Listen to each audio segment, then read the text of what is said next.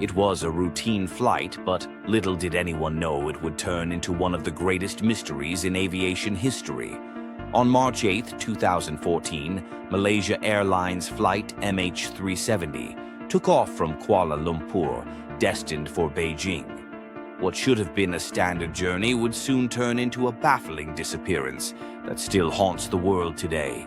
The flight path was straightforward, a direct line from Malaysia over the South China Sea toward China. Everything seemed normal as the plane flew steadily through the night.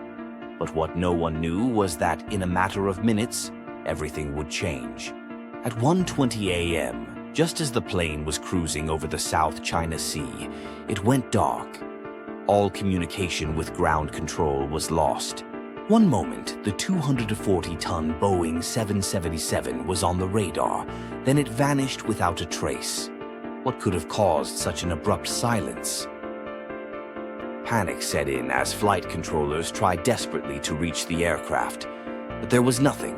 No response, no signal. How could a massive jetliner just disappear? While civilian radar screens showed nothing, military radar picked up something unusual. The plane had made a sudden 90-degree turn and was now heading southwest, far off course. What was happening?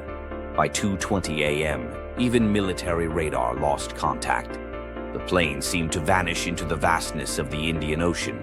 A massive search and rescue operation was launched, becoming the most expensive in aviation history. Aircraft scoured the sea, searching for any sign of wreckage, but the ocean held its secrets tightly.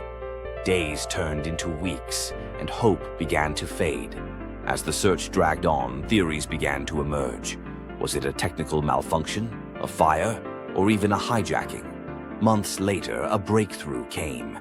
A system designed to report maintenance information from the plane's engines had continued pinging satellites long after the plane disappeared from radar.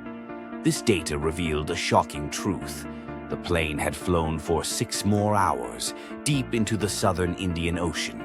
Experts now believe the plane flew thousands of miles off course, far from any potential landing site. Eventually, it ran out of fuel and crashed into the ocean, taking all 239 souls with it.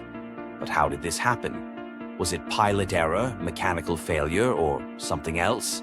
One of the most debated theories is that the pilot deliberately crashed the plane in a suicide mission. But those who knew him refuted this claim. He had no history of emotional problems, and his behavior before the flight was normal. Could there be more to this story?